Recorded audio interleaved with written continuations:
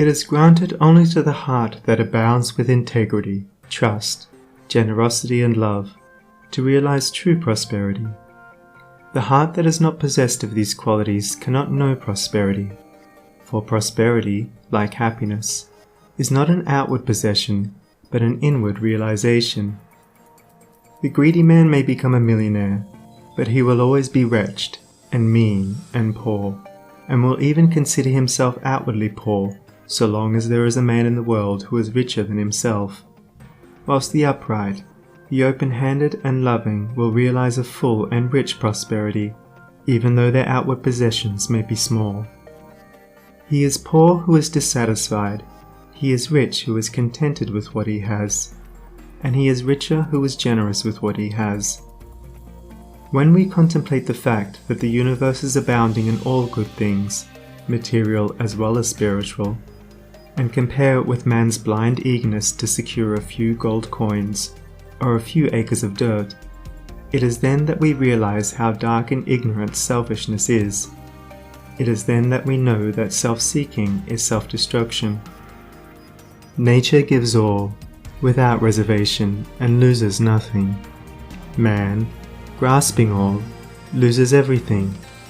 If you would realize true prosperity, do not settle down, as many have done, into the belief that if you do right, everything will go wrong. Do not allow the word competition to shake your faith in the supremacy of righteousness. I care not what men may say about the laws of competition, for do I not know the unchangeable law, which shall one day put them all to rout, and which puts them to rout even now in the heart and life of the righteous man? And knowing this law, I can contemplate all dishonesty with undisturbed repose, for I know where certain destruction awaits it. Under all circumstances, do that which you believe to be right, and trust the law. Trust the divine power that is immanent in the universe, and it will never desert you, and you will always be protected. By such a trust, all your losses will be converted into gains, and all curses which threaten will be transmuted into blessings. Never let go of integrity, generosity, and love, for these, coupled with energy, will lift you into the truly prosperous state. Do not believe the world when it tells you that you must attend to number one first, and to others afterwards. To do this is to not think of others at all, but only of one's own comforts. To those who practice this, the day will come when they will be deserted by all, and when they cry out in their loneliness and anguish, there will be no one to hear and help them. To consider oneself before all others is to cramp and warp and hinder every noble and divine impulse. Let your soul expand. Let your heart reach out to others in loving and generous warmth, and great and lasting will be your joy, and all prosperity will come to you. Those who have wandered from the highway of righteousness guard themselves against competition.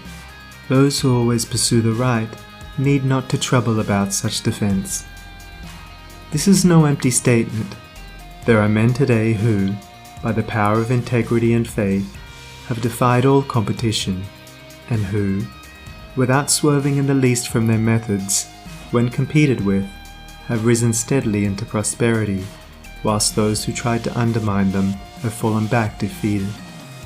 To possess those inward qualities which constitute goodness is to be armored against all the powers of evil, and to be doubly protected in every time of trial. And to build oneself up in those qualities is to build up a success which cannot be shaken, and to enter into a prosperity which will endure forever.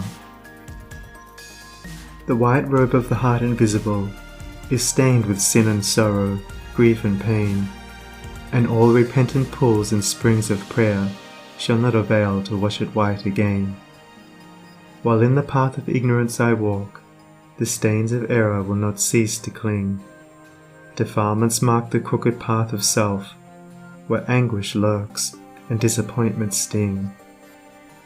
Knowledge and wisdom only can avail to purify and make my garments clean, for therein lie love's waters, therein rests peace undisturbed, eternal and serene. Sin and repentance is the path of pain.